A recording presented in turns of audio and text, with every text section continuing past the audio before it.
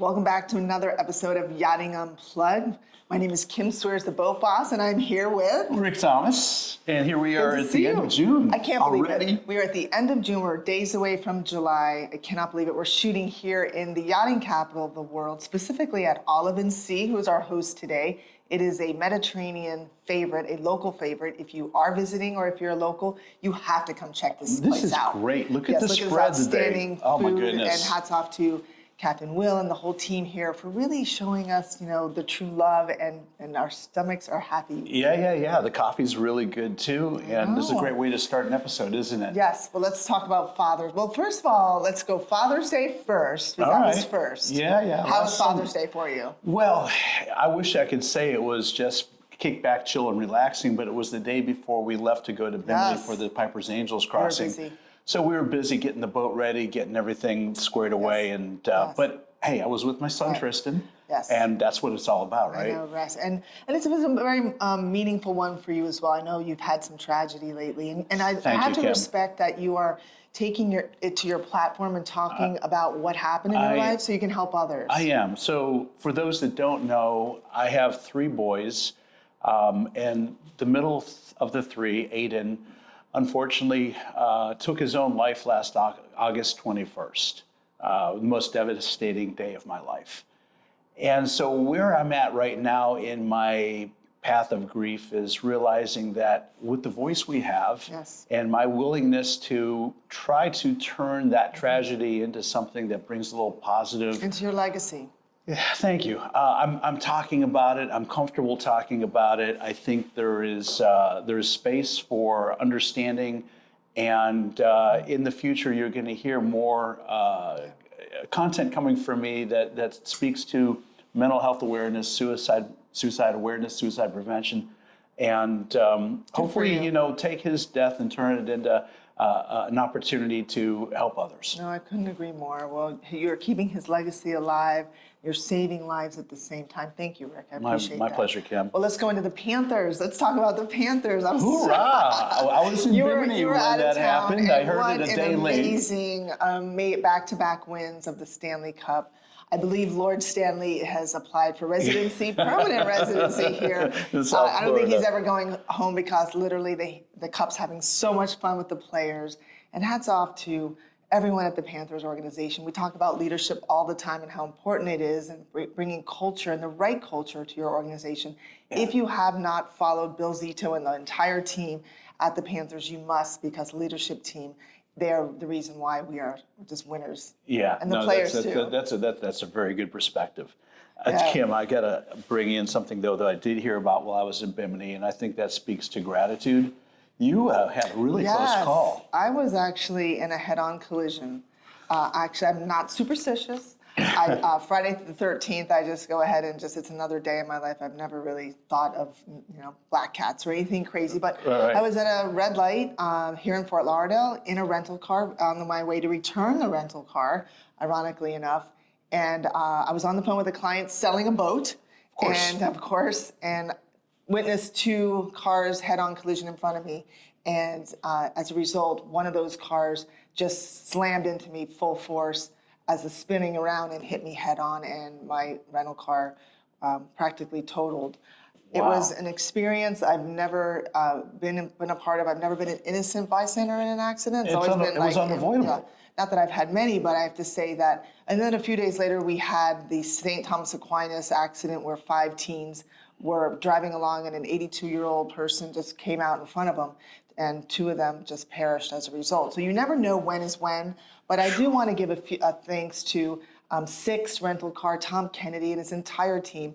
From start to finish, I have to say they have been with me, checking on me and making sure that everything is okay. And I want to say thank you to the first responders that were there, Westway Towing, the City of Fort Lauderdale Police and Fire Rescue.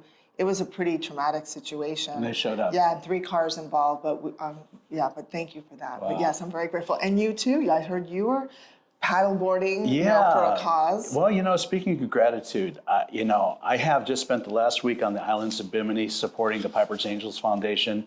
I carry one of these for every crossing, so I just put the Look at fourth you. one on. You're gonna have like 20. Well, some you point. know, I don't know. Maybe I should just tattoo them on. But you know, we're really close to. We're trying to raise $500,000 for the treatment of cystic fibrosis. We're about $58,000 away, and our fundraising efforts end on July 31st. So we still could get there.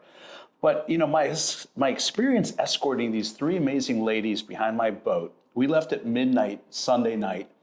Beautiful, beautiful night. Tristan looked at me at about 2 o'clock in the morning and said, "Dad, those are not clouds above us. That's the Milky Way." Wow. Horizon to horizon. Spectacular. And You didn't sleep for how many hours? 42 hours. Yeah, that was real. Yeah, because we're moving at 4 miles an hour across the ocean. Fortunately, we all got to the beach. Unfortunately, the goal and dream of going iron from beach to beach, we did not get There's that. some pretty bad storms, because I know that on Sunday we had the Panthers parade, and right at that morning, I was thinking of you crossing over. Yeah. It was coming in pretty strong. So we were doing really well. We got through the night. We actually had some flying fish land on our paddle boards. That was kind of fun. Sun came up. We had a beautiful sunrise. Tristan flew the drone. We got some nice aerials. Excellent. Look forward And to that. then the weather started picking up. The heat of the sun got things going. And I looked to the south and I saw some storm clouds building. And I'm thinking maybe we're just far enough away to get out of the way. No, it caught up to us. At one point in time, we were in 6 to 8 foot rollers. The girls were getting seasick on their paddle boards. Then we had lightning. And I had to pull them back in the boat. As soon as that happened, they couldn't get the iron distinction. We relocated to another location to let them come to the beach. It Okay, was well, safety you know first. what? It's for the cause. Yeah, And, yeah. A lot of awareness was raised and funds, and regardless, I'm glad everyone made it back safe. Thank you. And like you said, Kim, sharing our boating passion with our children, it's one of the best gifts we can give. Absolutely. And that's what we did. Tristan and I had another experience together, father and son. It doesn't get better than that. No, it doesn't. And you know, when you talk about boating, it's synonymous with grandparents, grandfathers, and dads, and brothers, and uncles. It's really, that's the heritage of our industry. And it's so great to see women now in it, and you know, so many different demographics, and I love it. I love it, but we have them to thank for all this. Absolutely. So Well, let's talk about industry news, right? industry news. We're Enough about into us. it. But I have to say, I'm super excited about the news I heard from the NMMA, the National Marine Manufacturers Association, about the Sport Fish Restoration and Boating Trust Fund, which is a self-funded fund from just purchases in our industry and taxes, things like that. So when I buy gas for my boat, some of that money goes into this trust And it's fund. for infrastructure and education and all sorts of great things. But we are making headway. I want to thank two people, actually three, of the NMMA. Frank Holgemeyer is really leading that, as well as the representative Dingle and Whitman have really stood behind it, and we are one step closer to reauthorizing that and refunding it, if you will. Wow. Yeah, So- super important for our industry. Okay, that's cool. It raises what, 700 million It does. a year? Almost $1 billion Yes. a year comes from that. A lot of agencies and nonprofits are funded as a result of it, so we are anxiously awaiting its approval so we can carry on, if you will, Okay. and move on and do great things in our industry. So this is ongoing legislation that's in front of Congress right now. Yeah, it's actually why we were at the American Boating Congress in Washington, D.C. It was the main thing that we spoke about when we met with each one of our legislators and politicians. That was exactly what we spoke about at the front of our conversations. And so I guess we can conclude by saying Frank and the NMMA will continue to track this legislation, Yes. provide updates as this thing goes through Congress. They definitely have their hands full there. Yes, ma'am. Couldn't agree They more. sure do. All right, well, let's talk about some interesting stuff. Yeah, Safe heard- Harbor. yeah. Why does that company keep coming up onto the plate? They were in the negotiations to acquire a marina that I'm very familiar with. I grew up around in St. Petersburg. Florida. It was the St. Petersburg Municipal Marina that's always been owned and operated and run by the Very city of popular St. place. Petersburg. Yeah, it's beautiful. The waterfront down there, if you've never been, amazing. and you have been, I know, it's just beautiful green spaces and parks, and it is a destination for the residents and tourists that are in St. Petersburg. Safe Harbor was making a run at acquiring that marina, and the city of St. Petersburg said, you know, We'd be The better city off doing itself it is going to ourselves. self-perform the redevelopment of the marina. This path provides the greatest assurance of long-term financial and operational success. No, I think exactly. that speaks volumes. You know, sometimes the best deals are the deals you don't do. There's a reason behind their decision. But I have to say, here in Fort Lauderdale, we've had many public-private partnerships that have really done great things. But maybe it just wasn't the right deal. Right, yeah, some deals are the right deals, some deals aren't, Right, for sure. exactly. Speaking of aren't, I know, the right? Bahamas tourism and what the government of Bahamas is doing right Yes. now is interesting. That's where, again, I think Yeah, if I could say, is getting one involved. thing, what were they thinking? What were they? Well, it's like they did a couple of years ago. They put an additional 10% excise tax on charters, and Yes. they lost a lot of charter Right. revenue. I would say that for every dollar that they collected on that tax, they probably lost 5. Yeah, I can say I was watching the thread on social, and one of my clients, Matt Zucker, had a comment that said, well, no more Bahamas, we're going to the Keys now. And that has rung true on every single thread. Everyone's finding alternative. Yeah. There's business events like AMP Boats had their customer poker run. They moved it to the Keys. Why not? Yes. You know, so there's going to be some major... people forget about the Dry Tortugas just west of Key West, and that is spectacular cruising ground, and that might be the alternative. Yeah. I know our friend Frank Hogelmeyer is back into the news, trying to urge Yes. the Bahamas to do he something. actually said, I write to respectfully express deep concern regarding amendments to the cruising and fishing permit structure. That came from Frank himself. So I'll tell you what, they need to rethink this because the fees are a lot.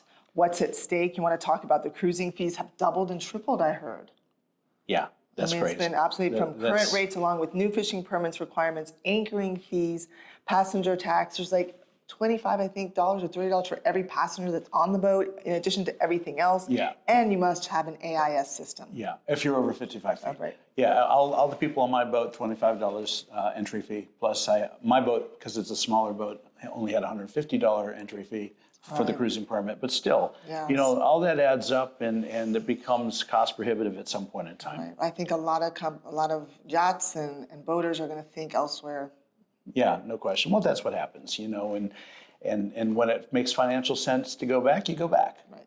Well, hopefully Frank and his team will do great things and convince him otherwise. So some more news about Safe Harbor. There's a class action lawsuit over deceptive charges. This is interesting. This is being brought by the law firm of Kelly and Ustil. And they're basically saying, we're filing this class action lawsuit challenging Safe Harbor Marina's pattern of inflating customers' invoices and unauthorized and deceptive charges unrelated to work they actually performed, making matters worse for the vessel owners. The coercive I got you. coercive cash for splash policy, which I've been well aware of, forces customers to pay in full before their vessel can even leave the marina. The lawsuit seeks damages and restitution for affected boat owners nationwide. We believe there are many more yacht owners who have been victims of the same overbilling scheme who will be entitled to relief through this lawsuit, says Mr. Pearson. Now, Kim, I would say I'd add something here in perspective. It's not uncommon for shipyards to have that cash to splash because, unfortunately, in years Catch and past, splash. there's a lot of boats that would just get in the water and disappear, and then these shipyards are out thousands or millions of dollars. So, there's a tipping point, maybe a point of balance in here somewhere. Well, I would like to also speak of it because, you come from the background of yacht repair and services, and I have a dealership that offers services as well, repair services. But communication, if I can, we can talk about the problem all day long, but let's talk about what the solution is. And really, it starts with communication. A lot of times, it's lost in translation. Conversations are had. It's not documented. That could be. We don't know what the reason through all this is, but I have to say, starts with a disgruntled client. Right, with a client that a lot of people are involved. There's a lot of cooks in the kitchen on a lot of these yachts. So who knows what the reason is? But there's always 3 sides to every story. So we'll wait to hear what is right. Rick's But a little rule. bit, right, exactly. Rick's rule. But Sit Safe back and Harbor wait and is see. a major player. They provide services, repairs to thousands of customers, 138 marinas in 24 states. Right. They are the major player in the industry. So we hope that can get worked out. Let's hope so. They're a big player, and they bring a lot of jobs, and support a lot of infrastructure. There should be probably some fairness in this, and see what happens. No, absolutely. Cool. Now, hopefully we'll get through that. All right, let's talk about Sunseeker. Across the pond to England. Yeah. Sunseeker has been a brand that's been, God, it's really risen. I mean, they started small, and now they're such a big. Yeah, but they've gone through scaled. M&As and reorganization over the years. I know they've struggled and have had some challenges. But I think given the worldwide environment that we're in right now, everyone is getting lean. And so the announcement wasn't a shock to me, and I don't think it is for you. Organizational restructure? Yes. So 10% of their workforce is being eliminated. I'm not sure if those positions are eliminated, maybe on hold, but either way, they're reducing their force by quite substantially. The company made a statement saying, following a thorough review of our operations, we have identified opportunities to better align our resources and enhance overall, keyword, efficiency. And that's what we all have to strive for right now. Gotcha. They went on to say, regrettably, there may be some redundancies in approximately 200 roles in support, leadership, and management functions. Around 10% of our workforce could be affected. So they employ 2,000 people in England, and 200 people losing their jobs real. I can say, my son is majoring in AI, computer science and AI, and we talk about it all the time, but any word of advice is there's artificial intelligence, but you have to know that emotional intelligence as well. Combine the human factor with the AI factor. It helps you secure your job. Doesn't it though? Absolutely. Doesn't it though? Soft skills are coming back, so important. So we're going to talk about M&As. I love it. And once again, there's another name that comes back into the conversation. Safe Harbor wins the MVP award. Yeah, they get the MVP award for Yachting Unplugged this week for sure. Exactly. Talk to us, Kim. All right. Well, Monaco Marine sounds exciting and sexy. I love the sound of that. I've yet to go there, but I'm excited. Been there. Have you? Oh yeah, I've done business in that. They have entered into an exclusive negotiations for a potential merger, subject to regulatory approvals and an open consultation with employees and representatives. Yeah. I had an off-the-record conversation with Representative Safe Harbors when I was up in Savannah, and he was very clear that their future plans is to double their footprint by going into Europe. Wow. And so this is likely the start of many acquisitions they're planning to do while they're building the brand and expanding into the European market, which makes sense. The European market's on fire. And there's a lot of opportunities. Well, speaking on fire, let's talk about some electric horsepower, and I mean big time, because one of the people that I follow and have supported for many years is Vision Marine Technologies. Yeah. They have the fastest electric race boat. If you've seen them, you follow them. They're cool. Yeah, they've really pushed the envelope and have created a product that is an alternative. Right. And I know you have some news to share, so tell us what happened. Our mutual friend, Roger Moore, who founded and is the Nautical Chief Operating Officer of Nautical Ventures, they've put together a deal. They have been acquired by Vision Marine Technologies, and I think this is a situation where 1 + 1 = 3. Yeah, if you know anything about Nautical Ventures and Roger, there's a lot of brands underneath their umbrella, and it really allows Vision. I see why now, because you can take whatever brand that they offer that can accept the propulsion alternative, meaning electric, and you can put it on the back of any of the boats that they have in stock. And we've been following, and I've done some sea trials earlier this year that will come out in a future podcast with a number of different electric boat manufacturers. And I have to tell you, it's not the electric boat I remember from a few years ago. No, it's not. These are really, really amazing. I actually took one of their pontoon boats out at Peanut Island, and it was probably one of the most relaxing days and quiet days on the water. I didn't have to deal with the sound. The operation was so easy, and it didn't smell or anything. It didn't smell anything. Well, yeah, there's no diesel, there's no gasoline. Exactly. That's brilliant. But Vision Marine is a public company traded on the NASDAQ under VMAR. Check them out. And Roger and his entire team, congratulations. And Alex and his team at Vision, we only wish you the best. Absolutely. So we talk a lot about boating safety, Kim. We do, all the time. All the time. And here's an unfortunate circumstance that, again, underscores the need for boating safety and how we conduct ourselves on the water. I have to say, when I travel now, I pack my Mustang, whether it's my fanny pack or my Onyx life jacket. I just feel like, it's more of a fashion statement for me. I don't want to be in that orange, big, horrible life jacket. But for me, It's so important because I've in it, I've seen it. You and I work in it every day. But what this happened in Lake Tahoe came on in a second. Right. The storm rolled in. Yeah, it's like the Mistrals they have in the Mediterranean. Yeah. These storms come off of the mountains, and Lake Tahoe is an alpine lake. It's at an elevation of 5,000 feet. Heavenly, which overlooks Lake Tahoe, is at 10,000 feet. You got Yes. 5,000 vertical feet above the lake.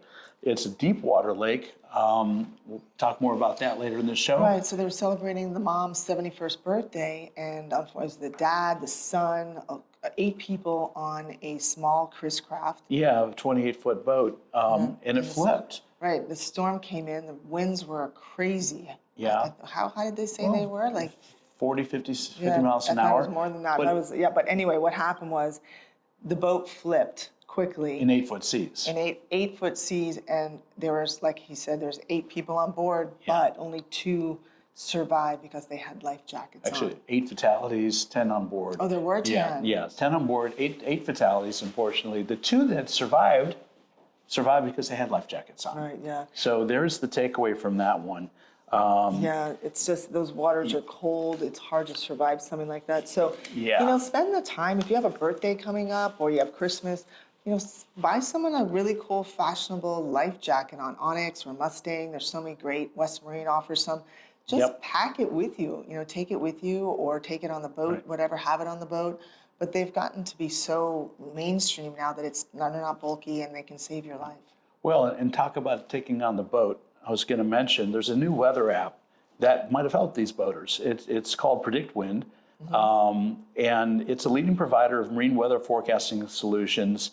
And it has just unveiled its new extreme weather alerts. And this is an advanced weather modeling technology, AI-based, designed to provide mariners with timely warnings about severe weather conditions sourced from global maritime distress and safety systems, GMDSS.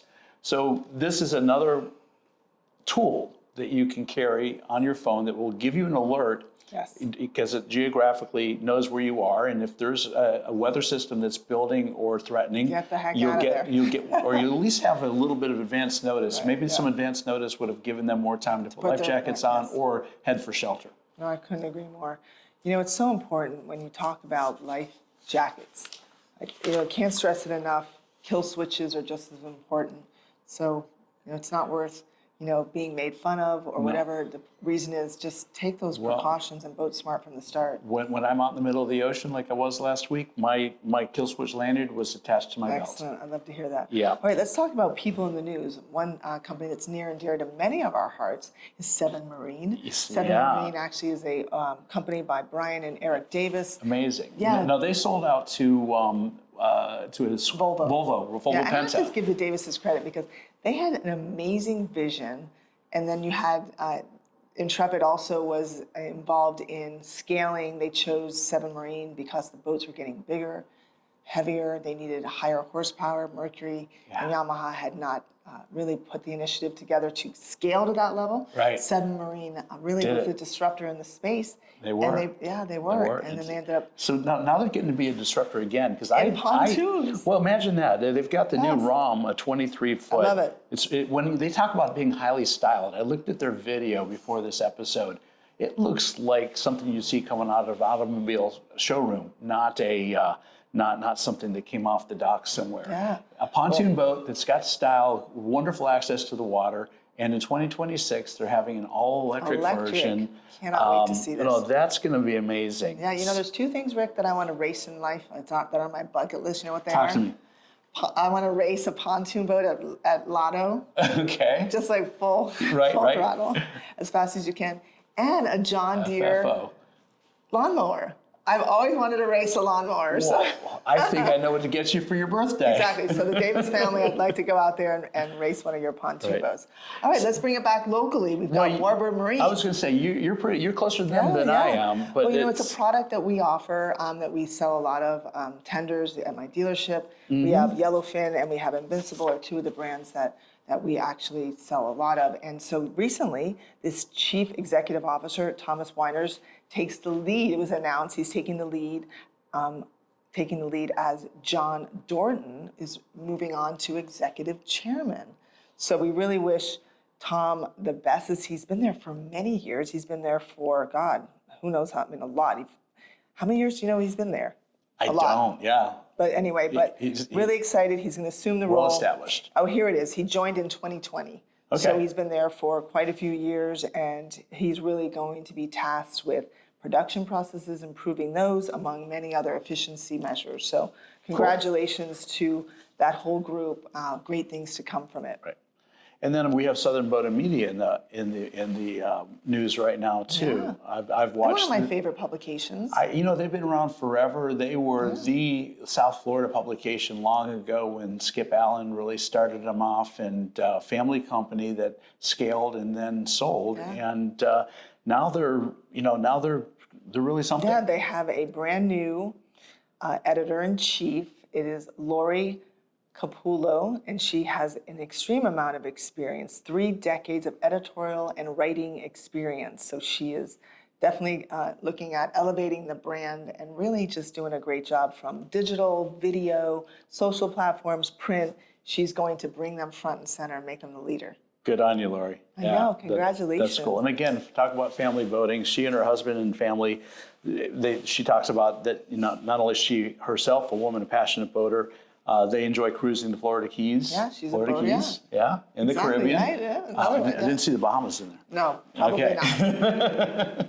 So, no, that's really cool. And again, Lori, congratulations on that. I think that's really amazing. Yes, I look forward to great things to come. Let's talk about events. Really You're excited. going to IBEX this year. Right, yeah, well, yes, I'm going to IBEX. Really excited about that. It's always been a great show for not just manufacturers and dealers, it's really for everyone. Anyone that's looking to refit their boat or has a service department, their yacht, captains, everyone needs to attend IBEX. There's no charge for admission. It is probably one of the best shows, if not one of the best. It is. I'm bringing a client into the show. You and I are going to record an episode of Yachting Unplugged there. It'll be great. Tampa's a great city to visit. Yep, and then we've got, obviously, don't forget, we've got Mets trade coming up too. Yes, we do. In November. Got to get that. Yes, I actually was nominated for an award, so I was really excited to got my application, and so now I definitely have to go. Well, my travel sponsor, ABTI, has just arranged my flight tickets for Tristan and I, so we will be flying to Amsterdam again this year. Nice. And thank you, ATPI, for the help getting across the pond.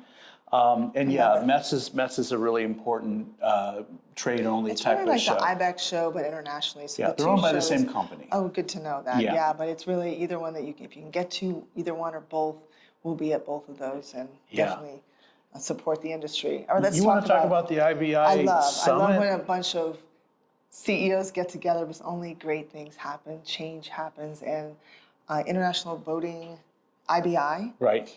They are the news force internationally, worldwide. They are hosting a CEO summit in London just a few days from now. I'm really excited to hear what's going to come out of it.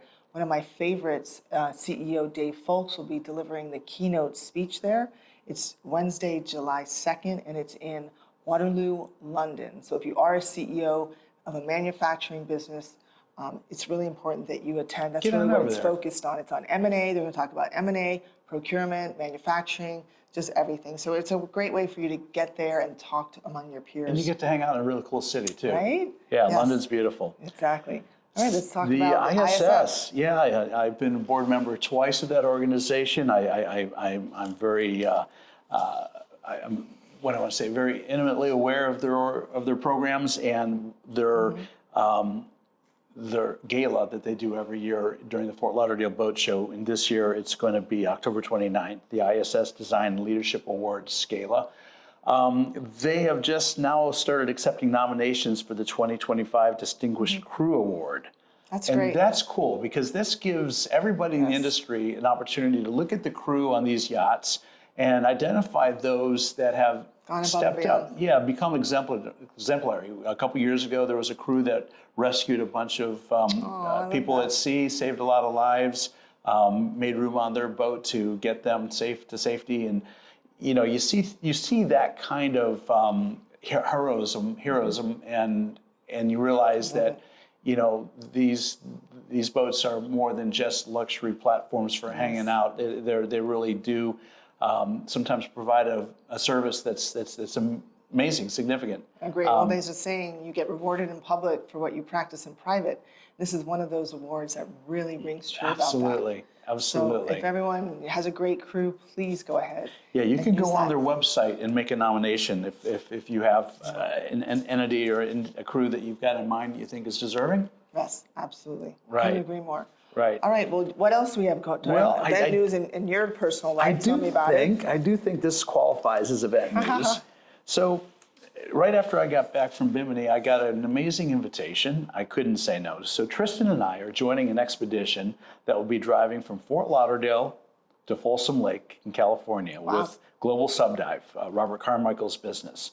We're going to be in a collaboration with the International Seakeeper Society as we develop a partnership with Project Baseline while we're out there. We're going out there under contract to do some one atmosphere diving, some submarine diving for a well-known YouTube influencer. I can't yet say who it is, but if I did, you would know him. He has like 96 million followers, and I'll have to Google it. I'll have to ChatGPT it. So right now, while we're doing this, Tristan is working at Global Subdive, learning how to service and maintain the submarine, getting it ready. We're going to be towing the Triton One Atmosphere 2-man submarine named Nomad behind our F-350 coast to coast.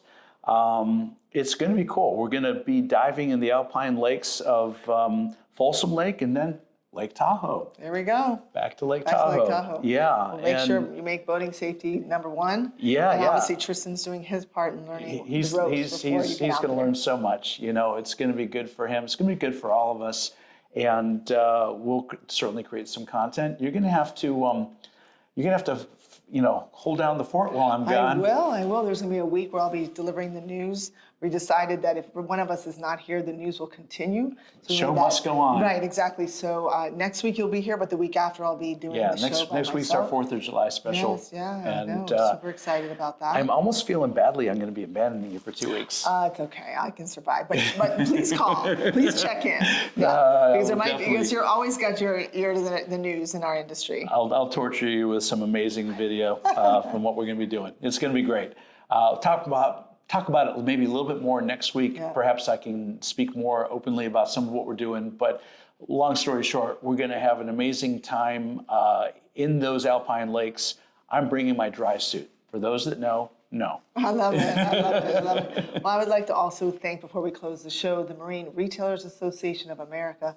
My dealership has been a certified dealer by that organization for many, many years. It's one that I support. There's 4,000 dealers in America, and only a handful of them, I believe a few hundred, are actually certified. It's a long process. It's an amazing process, but I was nominated to the board. They voted me in, and so I had my first board meeting this week. And I have to say that I'm very excited to work with Matt Gruen and his entire team and all the board members, simply because I have been rethinking retail in my own dealership for many years. And it's something that I brought to Matt's attention while I was in DC.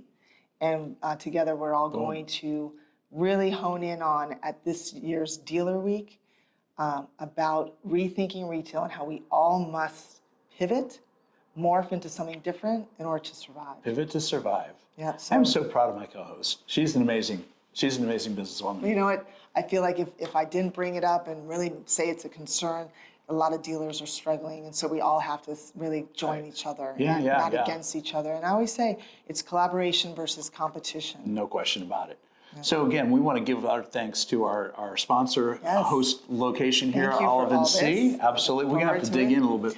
We do. I'm looking forward to gaining a few pounds today. Let's put a little nutrition on us. And then, of course, our sponsor, Liquid Yachtwear. Yes, thank you. And everybody who follows our show, we really appreciate your support and your love. And if you have news, a lot of you have been emailing both of us, texting. Thank you. Keep it going. Thank you for doing that. We appreciate the news that you all are feeding us. If you like us, I believe they like us. Do you think they like us? I think so. Subscribe, not to like, share, comment, and keep the Yachting Unplugged community strong. We have new hats coming. So excited to bring that out. We're rolling out our new merchandise, our logo. If you've seen it, look below, look in the, everywhere. It's an Yeah. amazing logo, and I'm really excited to bring that to market with you. Yeah, it's gonna be great. All right, well, All right. have a great week, everyone. We'll see you next week on our 4th of July edition. Whatever you do, always boat smart from the start. And whether you live, work, or play on the water, just get on the water. Get on the water. There's nothing better than a lifestyle on the water. Take care, everyone. And until next time, See you on the water. out of here.